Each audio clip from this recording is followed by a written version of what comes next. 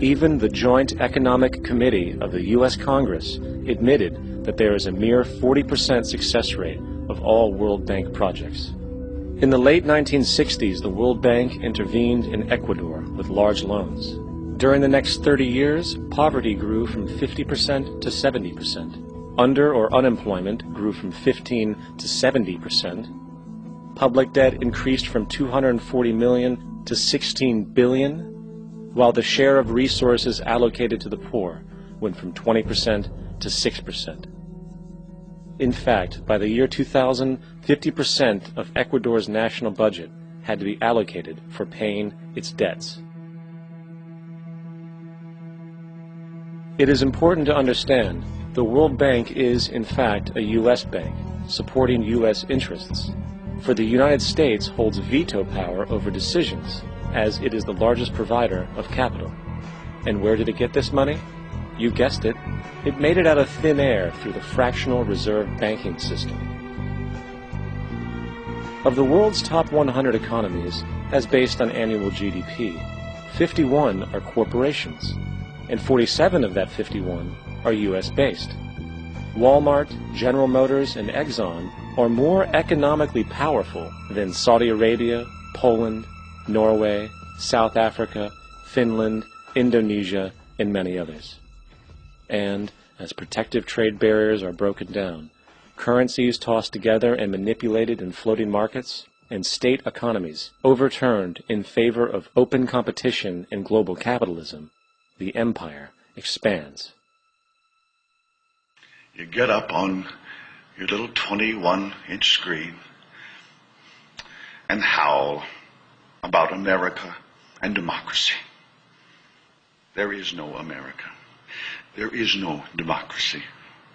There is only IBM and ITT and AT&T and DuPont, Dow, Union Carbide, and Exxon. Those are the nations of the world today. What do you think the Russians talk about in their councils of state? Karl Marx? They get out their linear programming charts, statistical decision theories, Minimax solutions, and compute the price-cost probabilities of their transactions and investments, just like we do. We no longer live in a world of nations and ideologies, Mr. Beale.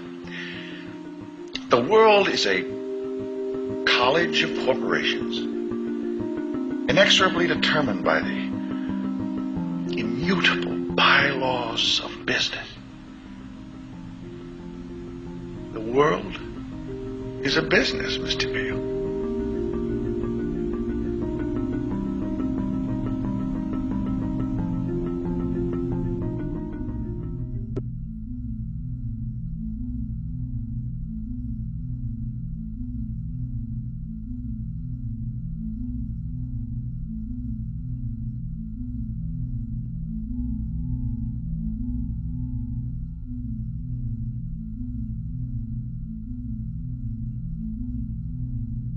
The world is being taken over by a handful of business powers who dominate the natural resources we need to live while controlling the money we need to obtain these resources.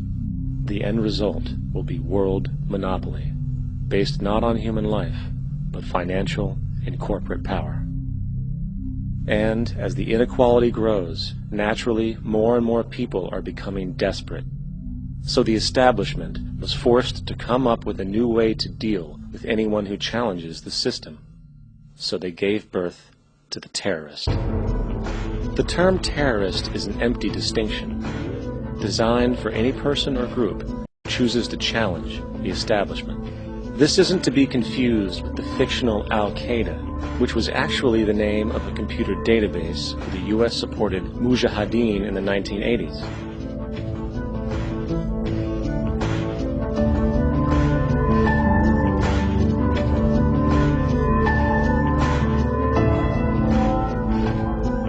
In 2007, the Department of Defense received $161.8 billion for the so-called global war on terrorism. According to the National Counterterrorism Center, in 2004, roughly 2,000 people were killed internationally due to supposed terrorist acts.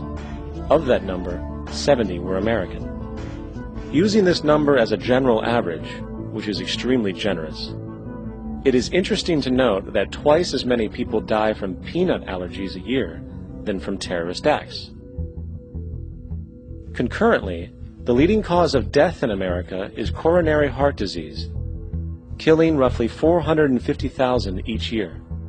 And in 2007, the government's allocation of funds for research on this issue was about $3 billion.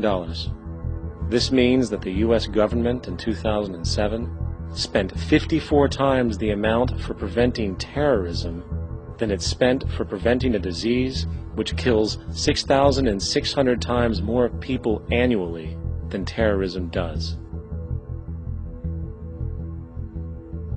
Yet, as the name terrorism and Al-Qaeda are arbitrarily stamped on every news report relating to any action taken against U.S. interests, the myth grows wider.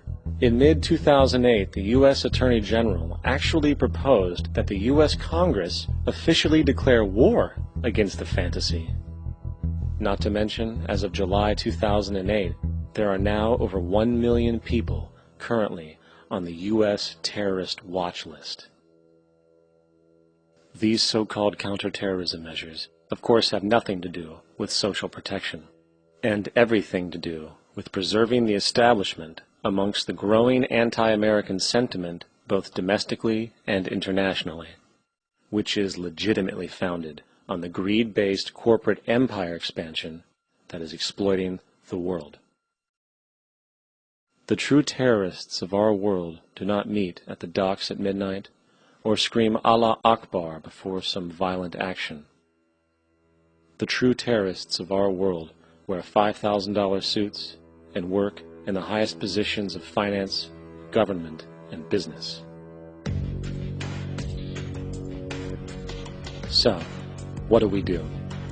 How do we stop a system of greed and corruption that has so much power and momentum?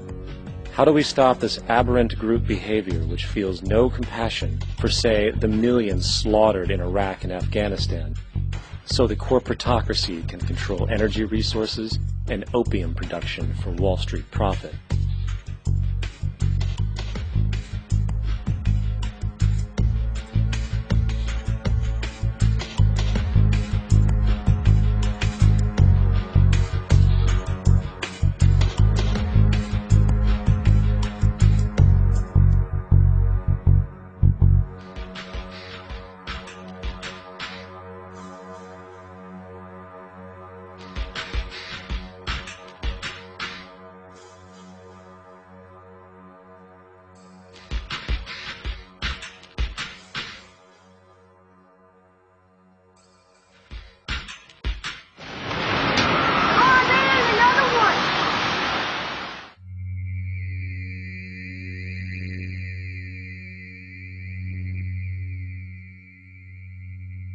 How do we stop a system of greed and corruption that condemns poor populations to sweatshop slavery for the benefit of Madison Avenue? Or that engineers false flag terror attacks for the sake of manipulation? Or that generates built-in modes of social operation which are inherently exploitative? Or that systematically reduces civil liberties and violates human rights in order to protect itself from its own shortcomings? How do we deal with the numerous covert institutions, such as the Council on Foreign Relations, the Trilateral Commission, and the Bilderberg Group, and other undemocratically elected groups which, behind closed doors, collude to control the political, financial, social, and environmental elements of our lives? In order to find the answer, we must first find the true underlying cause. For the fact is, the selfish, corrupt, power, and profit-based groups are not the true source of the problem. They are symptoms.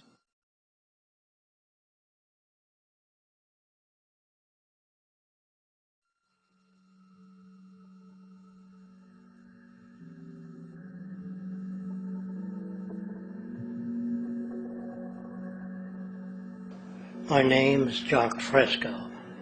I'm an industrial designer and a social engineer. I'm very much interested in society and developing a system that might be sustainable for all people. First of all, the word corruption is a monetary invention. That aberrant behavior that's disruptive to the well-being of people, while you're dealing with human behavior.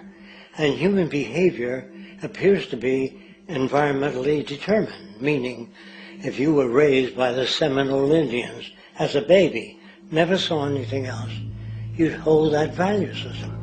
And this goes for nations, it goes for individuals, for families. They try to indoctrinate their children to their particular faith and their country and make them feel like they're part of that. And they build a society which they call established. They establish a workable point of view and tend to perpetuate that, whereas all societies are really emergent.